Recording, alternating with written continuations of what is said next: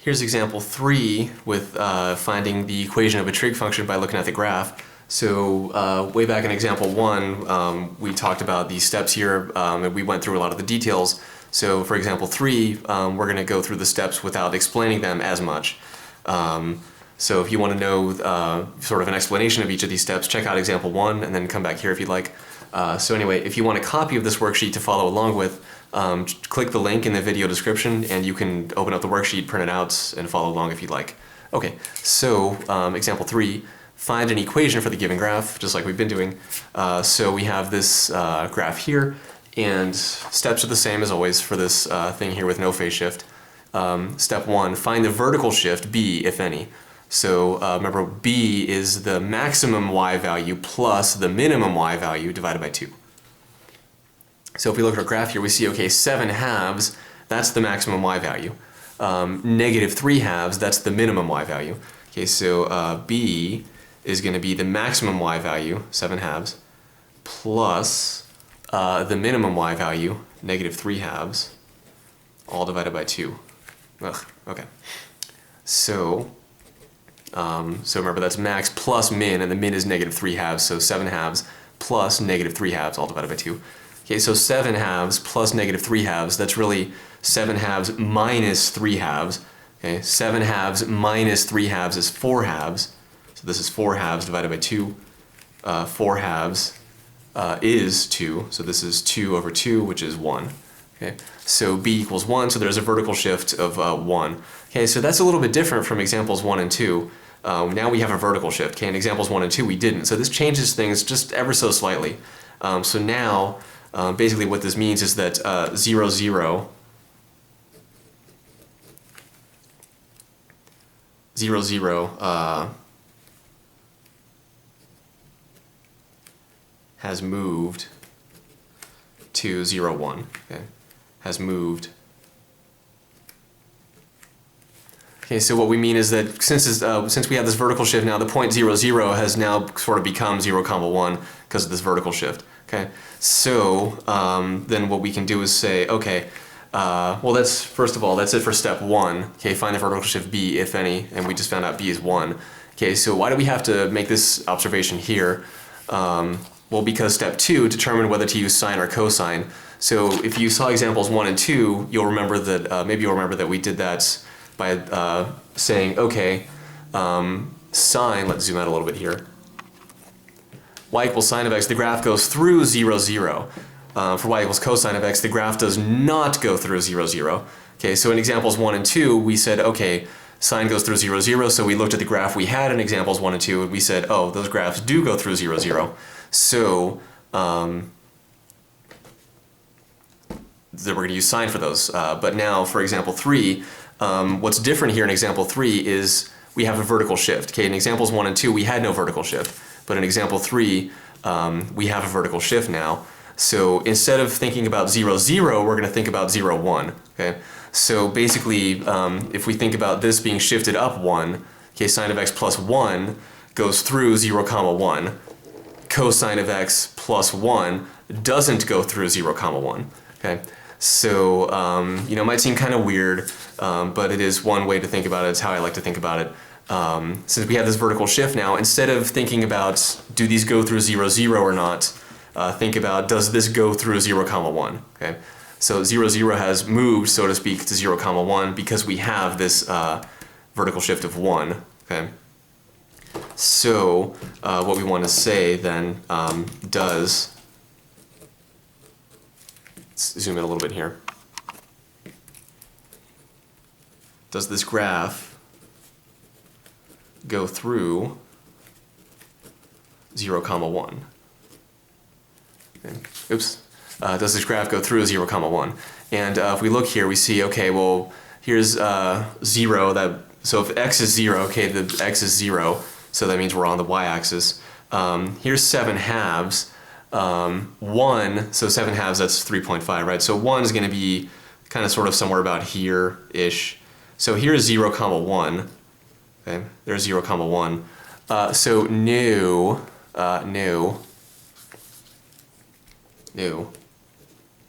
This graph does not go through 0, 1. So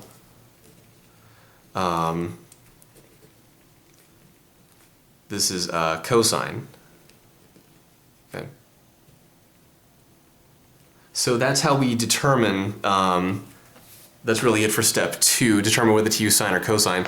So remember, again, in examples 1 and 2, we had no vertical shift, so we just looked at our graph and we said, okay, I know sine goes through 0, 0, cosine does not go through 0, 0. So if we look at the graph that we have, does it go through 0, 0 or does it not? And in examples 1 and 2, the graph did go through 0, 0, so they were sine functions. But now in example 3, but also what's different, we have a cosine in example 3, but also what's different is we have a vertical shift. Okay, so the vertical shift means, since b is 1, that means everything got shifted up 1. So what that means is instead of 0, 0, we want to look at 0, 1. Okay? So then we ask ourselves, does the graph we have go through 0, 1? If the answer is yes, then it would be a sine function, because if you take sine and shift it up 1, then this goes through 0, 1. Okay? If you take cosine and shift it up 1, it will not go through 0, 1. Okay? So again, usually look at 0, 0, but since we have a vertical shift of positive 1, everything went up 1. So instead of thinking of 0, 0, think, does this graph go through 0, 1? And we see that no, it does not. And since the answer to this question is no, then it's a cosine. Okay, if the answer were yes, it would be sine, but it's not, so it's a cosine. Okay, so this is cosine. Okay, so that's it for step 2. Step 3, find the amplitude absolute value of A and use it to determine A. Okay, so let's see. Absolute value of A equals, so remember we talked about that in more detail in example 1. It's the max value minus the min value, all divided by 2. Okay, so we already know the max value is 7 halves, the min value is negative 3 halves. So absolute value of A is 7 halves minus negative 3 halves, all divided by 2. Okay.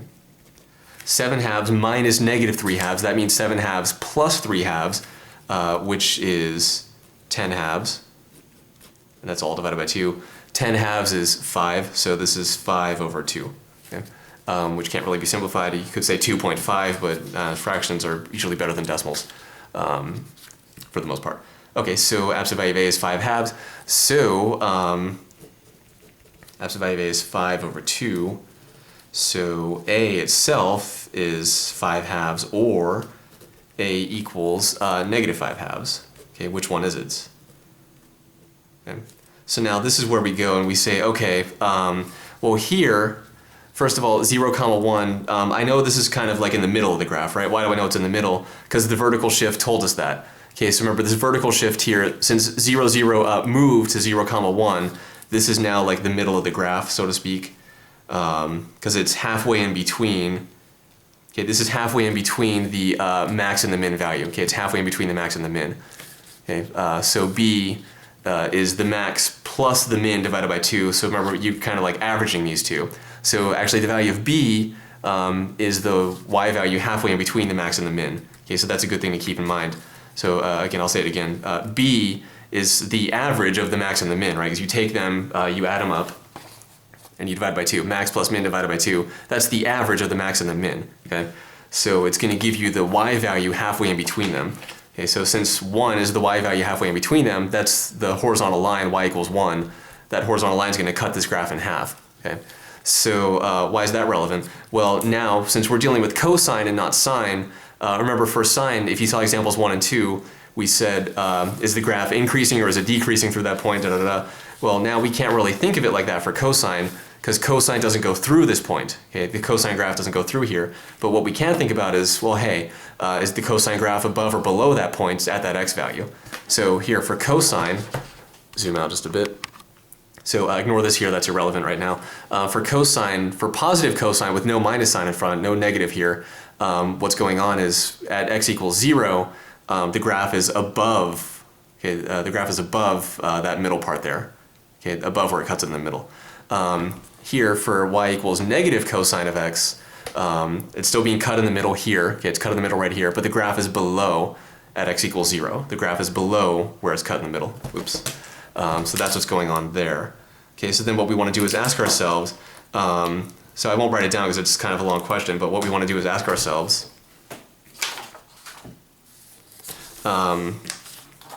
if we look at where the graph is being cut in the middle here, look at x equals 0.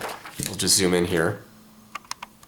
So at x equals 0, is the graph above or below that line, that horizontal line that cuts it in the middle? So here at x equals 0, we see that the point on the graph is below that line, right? The point on the graph is below. So a can't be positive 5/2. Okay, why can't it be positive 5/2? Because a has to be negative 5/2. A must be negative. Okay, a is negative because here this point is below that line that cuts it in the middle. And remember, that happens for negative. Okay. So if you just have a plain old cosine with nothing going on there, you just have this here, this point right here, that's 0, 1 for regular old cosine. That's above the line that cuts, the horizontal line cutting it in the middle. Okay. But if you slap on a negative sign out here, then that's going to flip it upside down, and then you have this point being below the horizontal line that cuts it in the middle. So if we look at our graph, we see, well, hey, right here at x equals 0, that's below the horizontal line that cuts it in the middle. Okay, that point on the graph right here, where x equals 0, okay, that point is below the horizontal line cutting it in the middle.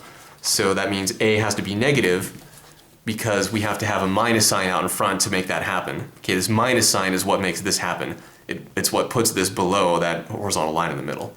Okay, because of this minus sign here. So since this point is below that horizontal line, we have to have a minus sign out in front. So that's why a has that's why a has to be negative. So since a is either positive 5/2 or negative 5/2, a has got to be negative 5/2. Okay, it's the only thing it could be. So you know, it's a little more, it's kind of goofy for cosine. It's maybe a little more straightforward for sine, but once you do a couple examples, it's really not too difficult to get the hang of. Just think, okay, I know cosine just kind of goes like that, but then you know, cosine just kind of goes like that. So negative cosine is going to flip and look kind of sort of something like that. So just think positive above, negative below, positive above, negative below. Okay. Now what's next? So that's it for step 3. Find the amplitude absolute value of a and use it to determine a. Step 4, find omega from the period. So, and again, like we said in example 2, step 3 is usually going to be the more complicated one. So now find omega from the period. So what we can do is zoom in here. And remember, the period is t. Okay, we talked about that in a separate video. T is 2 pi over absolute value of omega.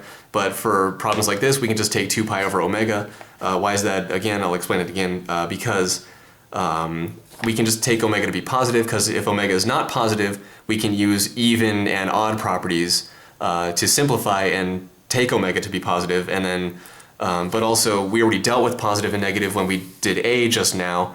Okay, so we don't have to worry about that again. So that fact combined with the fact that we can use even and odd properties, so that tells us it's okay to do omega being positive. Okay. Now let's look at this graph here and get the period. So remember, the period is the length of one complete cycle. So if let's start at 0 again. So that's going to be this point right here where x is 0. Okay, and if we follow along the graph all the way up here, come back down here. So once we get here, we see that the graph's going to start repeating again, right? So this pattern's going to start repeating again. Okay, once we get there to x equals 2. Okay, so this right here, t equals 2. Okay, so the period is 2 because after 2 units, okay, we move 2 units to the right, the graph's just going to start repeating again. Okay, so that's what's going on there. So t equals 2 and t equals 2 pi over omega in general. Okay, so remember, 2 pi over omega with no absolute values for this type of problem here. Okay. Anyway, that's kind of how I like to teach it, how I like to do it. It might be different where you are, just be careful of that. But if it's all done correct and well, then you'll get the correct answer in the end, as long as you understand how to get there. That I think is the most important thing. So anyway, t is 2 and t is 2 pi over omega. So these guys both equal t, so they have to equal each other. So these two things together imply that 2 equals 2 pi over omega. So multiply both sides by omega. Multiply by omega. Divide both sides by 2. Okay, so that we get omega by itself on the left. Omegas cancel over here, 2's cancel, so we just end up with omega equals pi. Okay, so that's great, that's a nice value of omega. So that's it for step 4. find omega from the period. Now step 5, substitute a, b, and omega into the equation from step 2. So remember in step 2 we determined that this is cosine. Okay, so I didn't actually write it down, so it's going to be y equals a cosine omega x plus b. Okay, so this is the equation we got in step 2. We determined it's cosine. So now the last thing to do for step 5 is just put all the numbers in there. So omega equals pi, a equals -5/2, and b equals 1. Okay, so b equals 1. Okay, so once we slap those all together, what do we get? We get y equals -5/2. So a comes first, -5/2 cosine omega x, so omega is pi, cosine pi x, and then plus b, which means, which is plus 1 in this case.